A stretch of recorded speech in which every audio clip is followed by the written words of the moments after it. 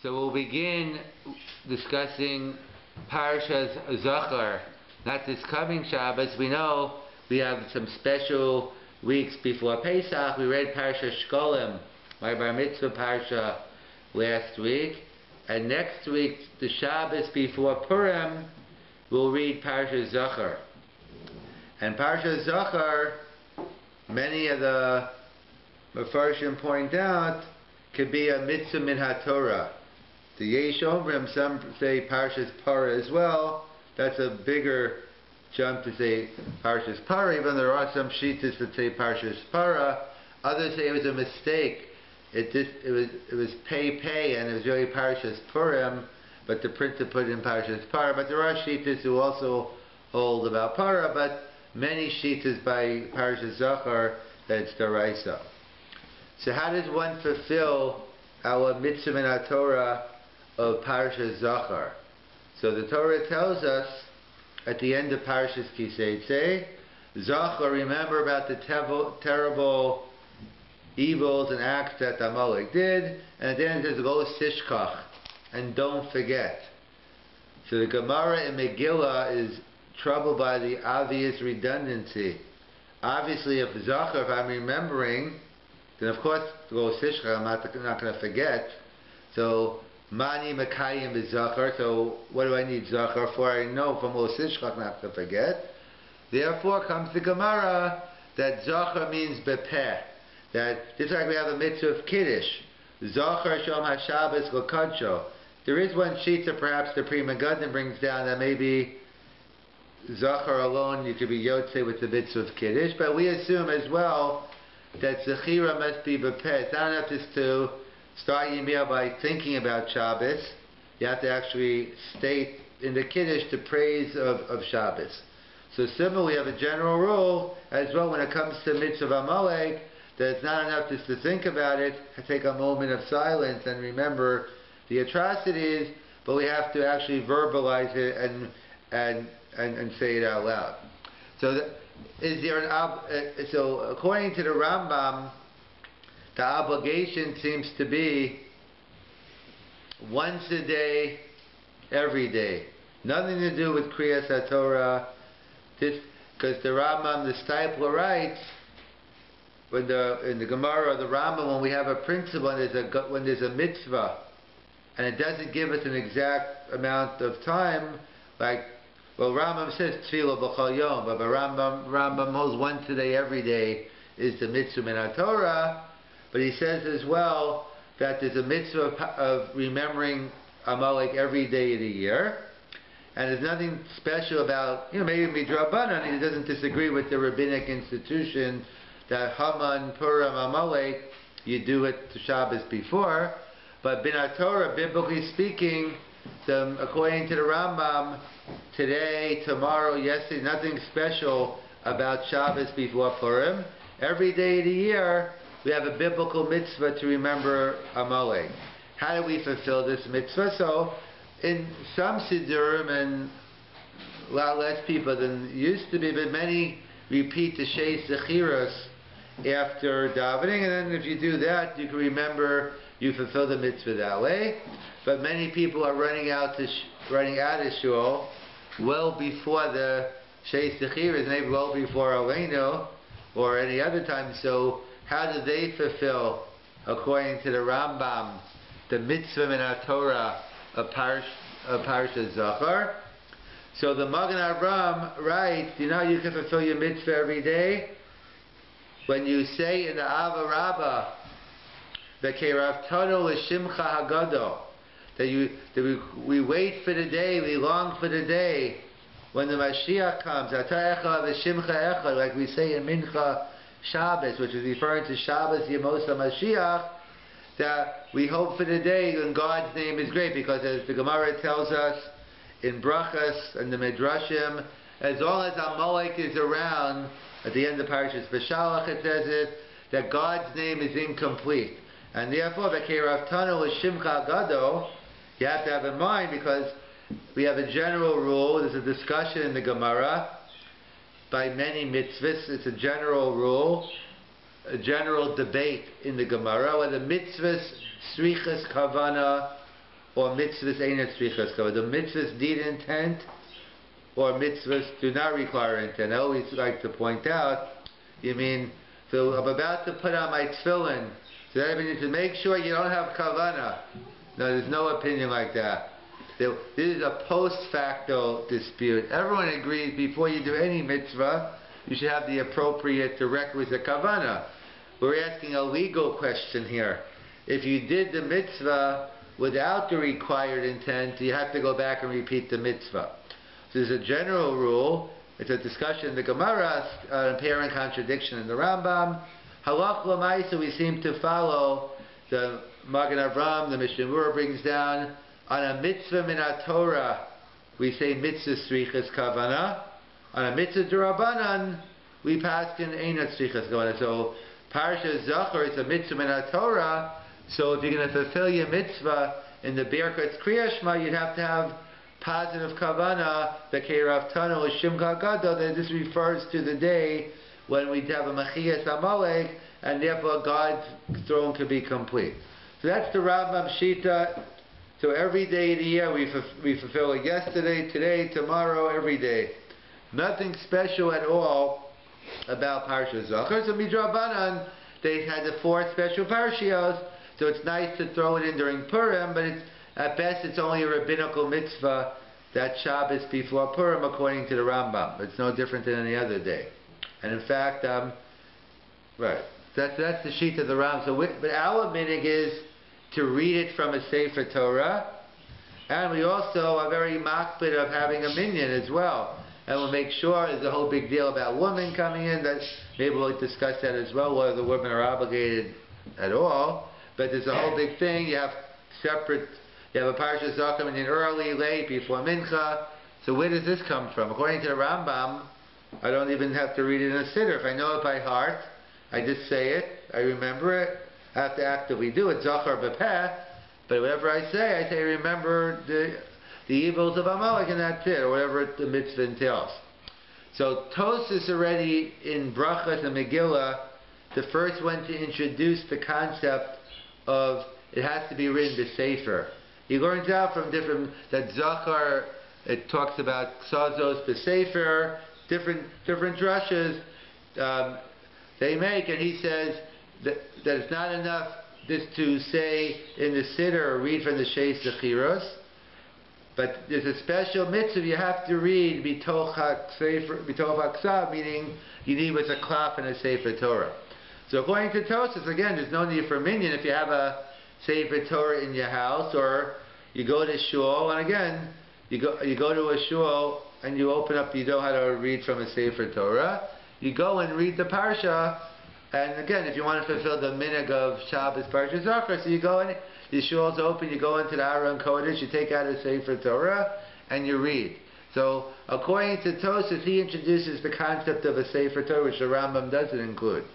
So where's the concept of a minyan, where everyone's very makpid, make sure you come early, Parsha Zachor, we have to listen to every word, and even the brachas before. So that's based on a rush. It's a very interesting source. A Russian brachas, the Gemara is in Daf Mem Vav Mem Zayin, and the Rush is on this Gemara. It's like a total parenthetical comment the Rush makes, and all the poskim jump on this, like the Rush was actually talking about. From an inference of the Rush, this is where the Chumrah comes. I'm not saying not to keep it, that's how minig, but it comes from an inference of what is this Rush. So the Rush says is, well, let's get what the Gemara says. There's a famous Gemara in Brachas that I think it was Rabbi Gamliel, but one of the rabbis came into shul, and lo and behold, there wasn't a minyan. There were only 9. And what do you know? He had his Eved Kanani with him. He had his non-Jewish servant. Again, Eved Kanani isn't really a non-Jew. He's like has a quasi status. He already did a tefillah, he keeps the 7 mitzvahs, or he keeps even more, he keeps the mitzvahs like Nashim, some mitzvahs anyway, discussion, but he's not a total guy, the Eved Kanani, and the halacha is, if you free your Eved Kanani, then he becomes a full-fledged Jew. So the question was, they only had 9, and I guess he realized Shkia was approaching, or Zman Kriya Shema, Zman Tefillah, whichever Tefillah it was, and he realized time of the essence, and he said, you know what, I'm going to free my Eved Kanani, make him into a Jew, and then we'll have a minyan. I mean, I've spoken about this Gemara many times, but one time I was actually speaking in Toronto on the other side of town, and I gave a shiur, so it was like a 45-hour shiur, so Scarborough. Right, so I spoke, and so someone came over and said he's very upset at, I know he was kidding around, but he said, I'm very upset at you or something. I know on what you said.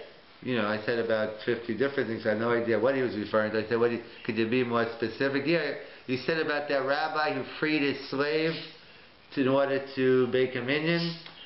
He said, I never actually thought about it like this, but it's actually a great mussar. Anyway, he said to me, imagine, it must have been pretty expensive to have a slave during those days. Like a car, could have, who knows, the equivalent could have been 5, 10, 25 grand, who knows, depending on what car you have. That's a whole range also, but we'll just keep it simple. And he said, imagine like how much Mesiras Nefesh for one minyan, that he was willing to give up all this money. He says, I live right around the corner.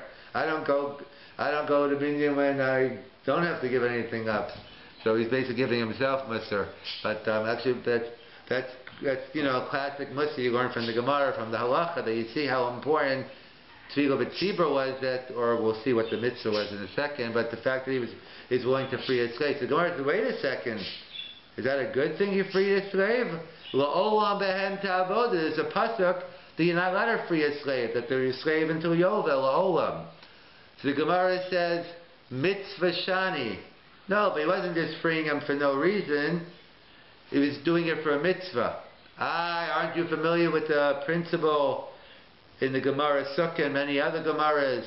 If you steal a lulav, the daled minim, to fulfill your mitzvah, not only haven't you fulfilled your mitzvah because the mitzvah haba ba'avera, but you're also over geneva. You're actually violated theft. So therefore, what are you gaining by freeing your Eved? It's a mitzvah haba ba'avera. So the Gemara answers, mitzvah derabim shani. You're right. Again, the Gemara in Gin has the same Gemara, but has it's a little different conclusion. In both cases, you could free the Eved, but it's different lumdis in what's going on. But in our Gemara here, it says, mitzvah derabim shani. Public mitzvah is different. In other words, normally, on a regular mitzvah, we would apply the principle of mitzvah ba'avera. But if it's a public mitzvah, that's on a higher level of mitzvah derabim, and therefore we're willing to forego here, or to override, whatever the lumdis is, it overrides the mitzvah ba'avera concept. So that's the Gemara. So comes along the Rush and says, before we get to the Rush, so Tosfos over there quotes an interesting question. So what do we see from this Gemara? What does it appear anyway? That a mitzvah, what mitzvah are we talking about? At first glance, I would say, Tefillah B'tzibur it seems to be talking about. And Tefillah B'tzibur is not a biblical mitzvah. It's a very important mitzvah. And maybe if you want your tefillah to be answered, it's not a matter of important or not. If you want your tefillahs to be answered, you have a much better chance doing it with tzibur. But wherever you are, your tefillahs are accepted anywhere. But at best, it's a rabbinical obligation. Maybe even just a mitzvah chasida, but certainly no bigger than a mitzvah d'Rabbanan. So a tefillah b'tzibur is a mitzvah d'Rabbanan, and freeing a slave is an Isser Aseh, is a biblical commandment. So Tosfos says, or he raises the question, we see perhaps that a mitzvah d'Rabbanan beats out a private biblical mitzvah. In other words, what the Bahag is alluding to is referring to the question of Avelis, because the Gemara in Moed Katan and Dav Yudalad Amud Beis talks about the concept of no Avelis on Yantif. That the mitzvah Simcha D'Rabim, the public mitzvah of Simcha that the whole Klal Yisrael have on Yantif, is Docha, the private mitzvah of the private mourner. So that's the Gemara. A mitzvah D'Rabim is Docha, the mitzvah D'Yakov. That's according to everyone. How you learn that Gemara is a major machlokas Rambam and Tosfos. So the Rambam says, what's the pshat in this Gemara? So the question is, Bizman Hazeh, is the mitzvah Simcha on Yontiv, that's still a mitzvah min Torah? And secondly, what is the status of Avelis? Is Avelis biblical or rabbinical? So the way the Rambam and i.e. the Sfardim learn is, the Rambam holds that the mitzvah today of Simcha is still daraisa. It's not limited to the karbanos, to the basar, as the Rav as a whole, Rav Soloveitchik as a whole share. Simcha means to be l'fnei Hashem Elokechem. And the bottom line is, the Rambam Shita is, the mitzvah of Simcha and Yontiv today is biblical. And the Rambam Shita is, Avelis Yom Rishon is biblical as well. So the Rambam learns the Gemara, a public biblical mitzvah, Simchas Yontiv, overrides a private biblical mitzvah Avelis. So the Gemara fits in, that's how the Rambam learns it. And Tosfos disagrees on both angles. Tosfos says, Bizman Hazeh, Simcha is only D'Rabbanan. There's no basar or shlamim, there's no karbanas, that's it. Who are we kidding? We know Ein Simcha la basar. We know the reality. And therefore it's only D'Rabbanan today. And as important as Avelis is, we pass in all Avelis is only D'Rabbanan, even Avelis Yom Rishon. So Tosfos according to Gemara simply the mitzvah D'Rabbanan, the public rabbinical mitzvah beats out the private rabbinical mitzvah. So according to Rambam and Tosfos, everything fits in well. The issue is, what if you have a public rabbinic mitzvah versus a private biblical mitzvah? So what the Hilchos Gedolos is talking about over there, Tosfos brings down is, so everyone agrees Yontiv Sheni is only D'Rabbanan, according to everyone, even according to the Rambam, meaning Yontiv Simcha, but Simcha's Yontiv, anything on Yontiv Sheni is only D'Rabbanan. So the case is, let's say you have Avelis on the last day of Yontif. The person died on Kol Hamoed, you bury them and there's no Avelis, whatever the mitzvah is we want to make up. But the first day of Avelis would be Yontif Sheni. So is there Avelis or not? So that's a machlokas in the Rishonim. So that, what is the Nakudah, what's the again, if you hold, so the issue is there's only a conflict, there's only a question if you're Ashkenaz, there's no conflict, because Avelis is only D'Rabbanan, Simcha is D'Rabbanan, the mitzvah D'Rabbanan beats out. So the issue is among the Sfardi, Rishonim and Poskim, you have a potential problem, because we know a Deraisa beats out a D'Rabbanan, but we also know a Rabbin beats out a Yachid, like we see from many places. So what do you do? May have a mitzvah D'Rabbanan, or versus a biblical private. So that's a tension. That's a discussion, among the Rishonim. So someone to point out, what do we see from this Gemara? This Gemara seems to prove that a public rabbinical mitzvah of Tefillah B'tzibur beats out a private mitzvah. So Mal Gemara seems to be a proof of the opinion that you shouldn't have Avelis. That's the public group, and therefore, what is that opinion who says that you do have? What does he do with this Gemara? So again, the Rush, I'm just using the Rush. So the Rush says, I'm using what the Rush doesn't say to use it to answer his question. And the Rush says over there when he gets this all this, and don't tell me, you know what we're talking about here? You know when Rabbi Gamliel showed up? It was Shabbos Parsha Zachor. And that's why, or let's assume even not like the Rama wasn't Shabbos. So if you talk at Shabbos, so then there's a question that there's a discussion, are you allowed to free a slave on Shabbos? So that's maybe because you can't do kinyanim, hefker could be different, we're not going to touch on that question. But let's assume that's not a problem. So what does he do with that? So the Resh writes, don't tell me, you know why you freed the slave? Because he wanted to get Parsha Zachor with a minion. That's all the Rush says. I mean, he says, but for our purposes. So the question is on the Rush. So therefore, I want to say the Rush says don't, but obviously, at least he has a havamina to say it is. Other people might say, okay, it is, and therefore it won't be a kasha. They'll assume it's Parsha Zachor, for the reason why he freed his slave, because it's a mitzvah derived the rights of. Okay, that's the. So getting back here. So what do they say? So why does the rush bring up a minion? Who cares? Like, what does Parsha Zachor have to do? What? Listen to Parsha Zachor with 3 people. Then we see from this rush, the rush's opinion was that Parsha Zachor requires a minion. When his parents end up a comment about, don't tell me it's Parsha Zachor, they learned out that obviously he holds that you need a minion. Why would you need a minion according to the rush? Why should Parsha Zachor require a minion? So that could be. Maybe we'll get to it, but that gets into a connected discussion about whether the mitzvah of destroying Amalek applies today, and you put that as whether it applies today or not. Fundamentally, when it does apply, who is the mitzvah on? Is it a mitzvah derabim? It's like, you mean, is it an individual that if they saw someone and from Amalek, you just go ahead, you take out your gun and shoot them, like in Texas or whatever? Or as they say, with the Vilna Gaon, he used to always walk down with his head down, because he was afraid he might see someone from Amalek. And assuming the story is true, so maybe he holds it to Choves HaYachid. That's a whole discussion, the Ramban and others. So perhaps the Rush holds the Choves HaTzibor.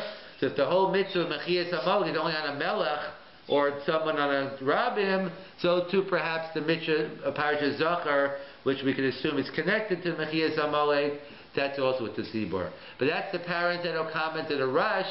That's the bit Chumrah next Shabbos that everyone's very makpid, and not saying we shouldn't follow the Chumrah, but no, it's the Chumrah. It's the Chumrah of the Rush that we need a minion. So we have 3 shittas in the Rishonim. We have the shita of the Rambam. We fulfilled our mitzvah every day of the year, and Shabbos, Parsha Zachor. Okay, the rabbinic mitzvah fine, but there's nothing special on the biblical level. According to Tosfos, we need a Sefer Torah, and according to the Rashi, he says not only a Sefer Torah, but he seems to extend it to a B'tzibur. So we're machmir, like the Shitas Harash, that we try to hear Parsha Zachor with a Sefer Torah like Tosfos and with a minion. So in fact, it's an interesting discussion. What about the following case? I think the Trumas Hadeshin raises this question. What happens if you can't make it to Shul Shabbos Parsha Zachor? So this, before I get to Trumas Hadeshin, since it's a leap year, I might throw in this interesting Chasam Sofer. So there's a discussion. So is there a fundamental, at first glance it seems to be a fundamental machlokas Rambam versus Tosfos and other Rishonim. The Rambam seems to learn Parsha Zachor is a mitzvah every day of the year, and perhaps a mitzvah saseh shalav zman grama, which will be relevant to whether women are obligated. And if you assume, like Tosfos or the Rosh seem to say that the mitzvah is limited to, if you assume it's limited to the Shabbos before, only one day a year, it's a zman grama. So that's the simple way. But others want to say that maybe Tosfos fundamentally agrees to the Rambam, that the mitzvah is every day of the year. Alright, the mitzvah every day of the year, he doesn't say that, he says you read it to Shabbos before Purim. So the Chasam Sofer quotes the Gemara in Brachas totally out of context. It has to do with Avelis. The Gemara has how long a person remembers something. So it says, Eina Avel, again I'll paraphrase, since I don't remember the exact quote, but Eina Avel Mishkachas min alei v'elo b'yud beis kodesh. What the Gemara says is basically, you remember obviously the different levels of remembering. You never forget. You can remember your parents forever, whoever we're talking about. But that's why yud beis kodesh is a general time, whatever level of remembrance the Gemara is talking about, it goes for yud beis kodesh. And therefore, some might say, no, Tosfos also agrees to mitzvahs every day of the year. But you only have to verbalize it one day of the year, and then you remember it for the next 12 months. In fact, that's why the Chasam Sofer was makpid this year, a year of a leap year. As you probably figured out by now, we didn't read the Megillah on Adar Aleph. Maybe we should have, then we would have this problem. But now we're moving into Yud Gimel Chodesh. It's the 13th month.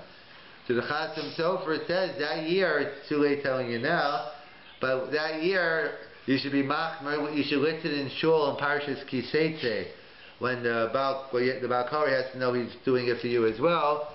But the rabbi should make an announcement, Parshas Kiseitze in shul. Have in mind to fulfill your mitzvah of Parshas Zachor. I want to take it a step further with the Rambam and saying I think the best time to do it is Kol Nidre, maybe Yom Kippur, when you have the most people in the shul. That's when you should be doing it. Yeah, for everyone, at least not everyone, but instead of 50 people, it could be 500 or whatever the numbers are. But either way, so that's what. So maybe it's not. So that's a discussion. It's a fundamental dispute. It's just a pragmatic way. How do you fulfill the mitzvah? So they point out the Trumas Hadeshim. Let's say you can't come to shul, Parsha Zachor, and we'll see it's very important to to women to hear this as well. So what do you do? Let's say you have a choice. You only could go to shul one day this year, either Shabbos Parsha Zachor or Sunday Purim. Which day should you choose? Should you, whatever the case in the Trumas Hadeshim, maybe someone was stuck in jail, they had a parole one day, so, or whatever the reason is, you only could come one of the days. Which one would it be? Would it be Shabbos Parsha Zachor, or would it be the big of Pashas? I would say it should be Shabbos Parsha Zachor, because Parsha Zachor is a mitzvah min haTorah, is a biblical mitzvah. Kriyas HaMegillah is only a rabbinical mitzvah, or at least divrei Kabbalah, maybe somewhere in between, but certainly not biblical. At best, it's divrei Kabbalah, the words of the prophets. So, if you have a choice to fulfill a biblical mitzvah, rabbinical mitzvah, so our pashas, you would say that you fulfill the mitzvah, you should go to shul, and besides the other things you might get. So, because there was a whole shiloh, I think it was the Tshuvas Radbaz, in a different context. I think someone was actually in jail, and the question was, I guess it was right around Rosh Hashanah time. So his question was that he was asked, should I go to shul my first opportunity tomorrow? Who knows what's going to be with the king? He'll change it. Or should I wait? I guess I'm assuming Rosh Hashanah was around the corner. Should I wait to go on Rosh Hashanah and hear the shofar? Again, so again, many say, well, it's a no-brainer. Shofar is deraisa. And but then other Akron disagree and say, who knows what's going to happen? You do the first mitzvah. So in this case, Parsha Zachor is first anyway. But Pashas, you would say Parsha Zachor because it's deraisa. So the Trumas Hadeshim says, no, I have an eitzah for you. We can knock off both. We could knock off both obligations in one sitting, so to speak, or one standing. So how does this work? So we know we read the Megillah on Purim. In addition to reading the Megillah on Purim, we also take out a Sefer Torah, and we read from the end of Parshas Bishalach, not Parshas Kiseitze, but we read about Vayavel Amalek, the incident at the end of Bishalach, when Amalek with Moshe put his hands up, etc., with the stones. So the Magen Avraham writes, we'll see a big Kiddush, definitely a big Kiddush according to the Mishnah Berurah, who disagrees, but the Trumas Hadeshim quotes from the Magen Avraham that one could fulfill the mitzvah of Zechiras Amalek by listening to the Kriyas HaTorah Purim morning. So Megillah, so two separate. You have a din, you have a Chiyav D'Rabbanan Midivrei Kabbalah. You have to have Megillah. That's men and women. There's nothing to do with Parshas. Women are chayav in Megillah as well. After you both they have to have Megillah as well. But Parshas Zachor, I'm talking about, you can fulfill your mitzvah vayavel. That's what the Magen Avraham says. So based on the Magen Avraham, he says if you only could choose one, better to go Purim, and therefore you can get the Megillah and you'll get Parshas Zachor. The Mishnah Berurah doesn't like this Magen Avraham. He says, is it so pashut? Is it so obvious that one could fulfill the mitzvah of Parshas Zachor in Parshas Bishalach? It's obvious to the Magen Avraham, but why isn't it obvious to the Mishnah Berurah? So it depends. It's probably dependent on a Ramban at the end of Parshas Kiseitze, where he gets into the question of what is the connection or lack thereof between the mitzvah of Zechiras Amalek and the mitzvah of Mechias Amalek? Are they totally separate? They go together? Is the purpose of remembering to destroy them? Are they two independent? And different Monia mitzvahs count differently. So that's what the Ramban. So therefore, the Magen Avraham paskins that it's okay. So the Magen Avraham writes that, or it seems to be assuming that Zechiras Amalek is an independent mitzvah. It's nothing to do with the mitzvah of Mechias Amalek. And because if you look in Parshas Beshalach, it talks about Amalek, but it's not as explicit in the Timcha as Zechar Amalek. So therefore the Magen Avraham clearly learns that's enough. Zachor and Timcha are two different mitzvahs.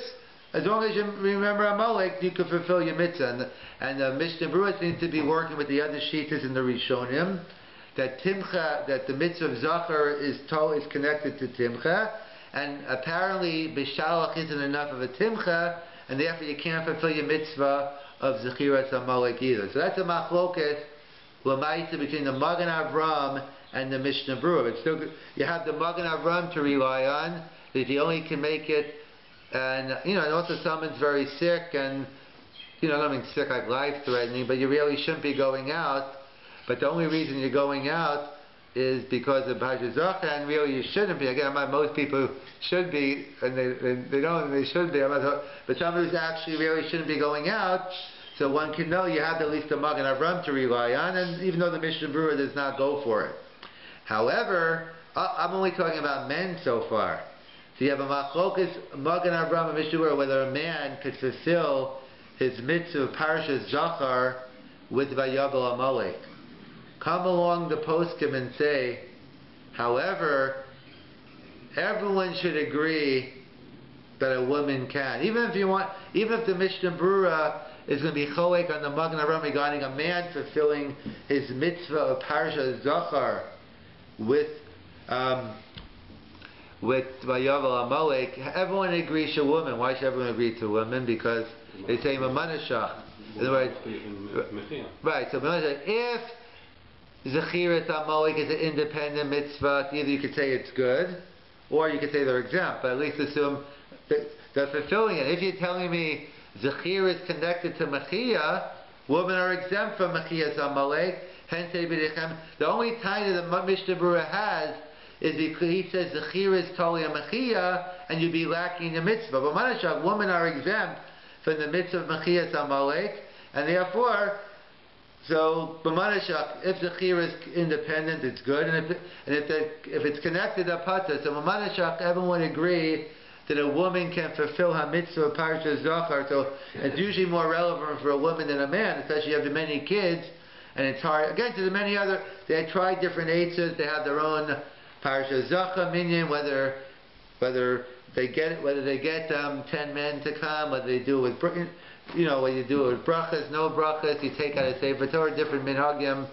But you see is that if a woman can't make it at all, there's number one is it's not so pashut, she's even chayiv in Parsha Zachor. Again, kol hamakmer tov bracha. The minhag is women go out of the way to try to hear. I'm not going to try to convince a woman not to, but it's not so simple. According to many, it's a mitzvah aseh man grama. She's pater. Again, pater doesn't mean she can't do it, because we paskin, we don't follow Rabbi Yehuda's opinion in the Gemara in Rosh Hashanah that it's prohibited for a woman to volunteer a mitzvah aseh shazman grama. She's in violation of Baal Tosif. She's in violation of adding. We don't paskin that way. We paskin a woman can volunteer a mitzvah aseh shazman grama, and barring certain exceptions, perhaps talis, tefillin, and a couple of exceptions to the rule. Not only do we say a woman isn't prohibited, but she's even encouraged to fulfill many of the mitzvahs aseh shazman grama. She's praiseworthy.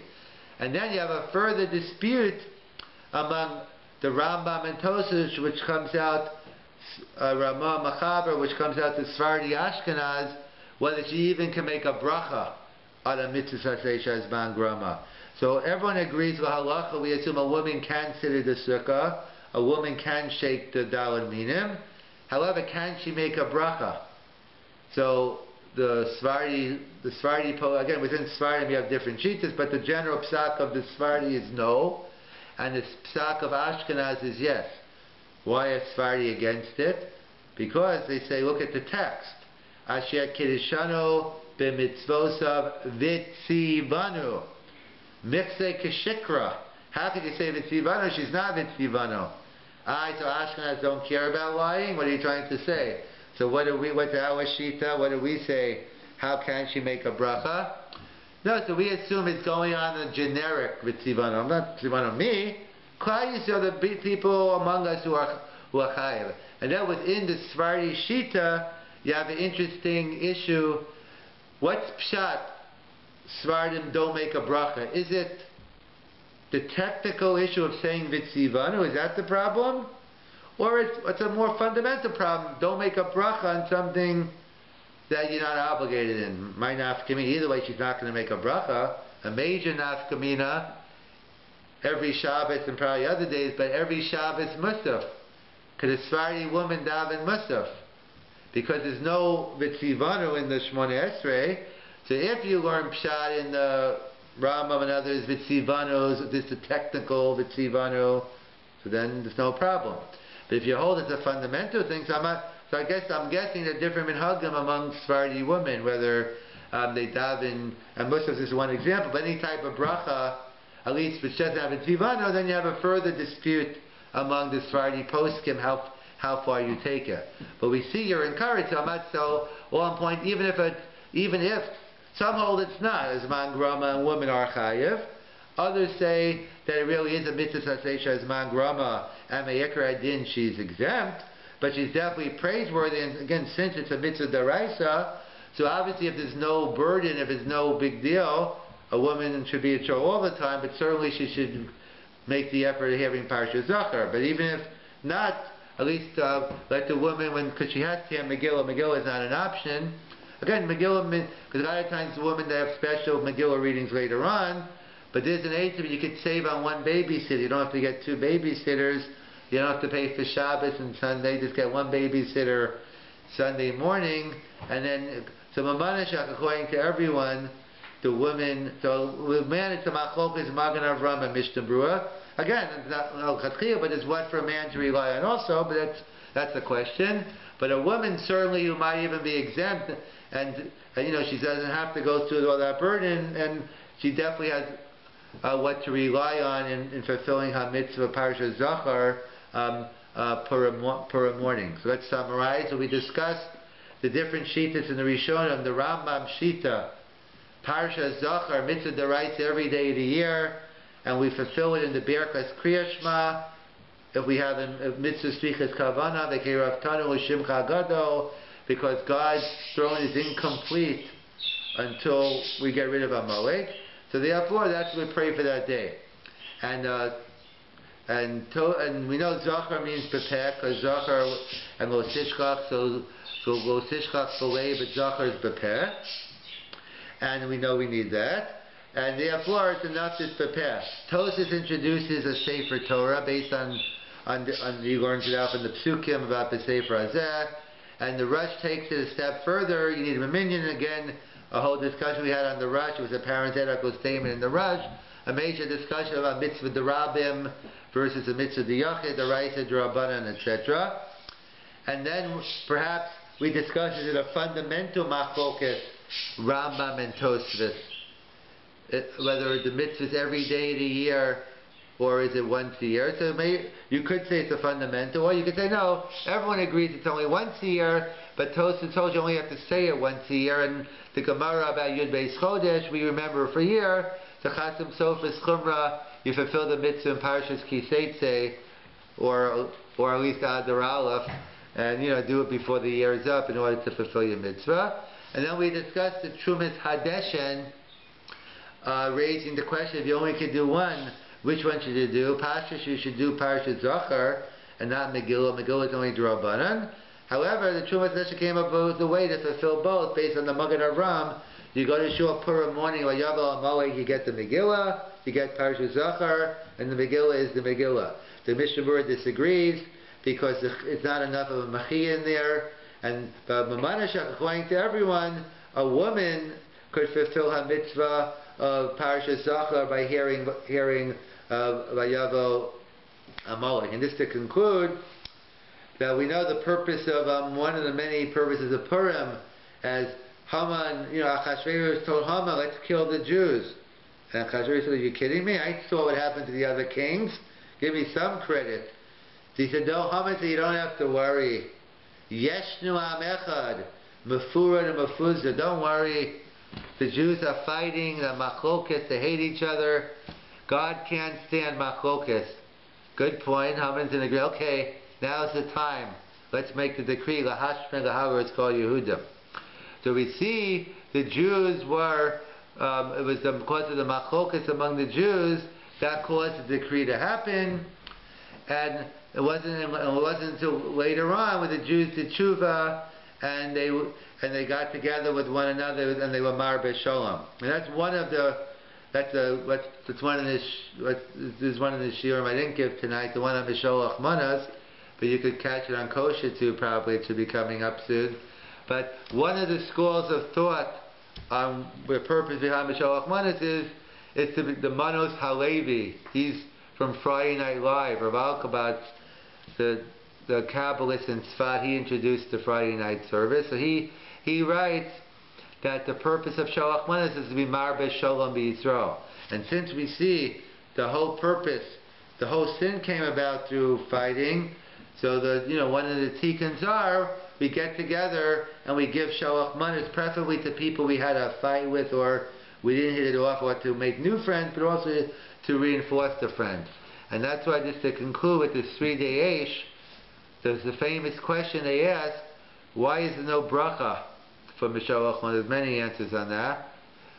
But why no bracha on Misholach Manas? So the 3-day Eish, Rav Weinberg says a beautiful explanation. He says, because what's the whole purpose of Sholach Manas? He says to be Marbeh Sholom. Is you want to show, I want to start a new friendship, or reinforce my old one, get back together. And here have a gift. So you say, wait a second. Baruch atah Hashem asher kramta v'tziva. You know why I'm giving you this gift? Because God's making me, or the rabbis. But so obviously it undermines the whole reason for the Sholach Manas. The Chazal never into the bracha. The bracha says I'm doing it because I have to. The purpose of Sholach Manas is, it is a mitzvah, we might have to, but we're de-emphasizing that we're doing it because now obviously the truth is you probably fulfilled Sholach Manas anyway with 100 other people. So probably when you're giving this person, you don't really have to do it. You already fulfilled your mitzvah, so it really is of you doing it out of Av and Reya, and that's why so much so Chazal didn't institute a bracha, but when a bracha comes to undermine the nature of the mitzvah, Chazal said no bracha. So one of the things we should have in mind throughout the day, but especially when we're giving Misholach Manas, the purpose of to be Marbeh Sholom V'Reyes.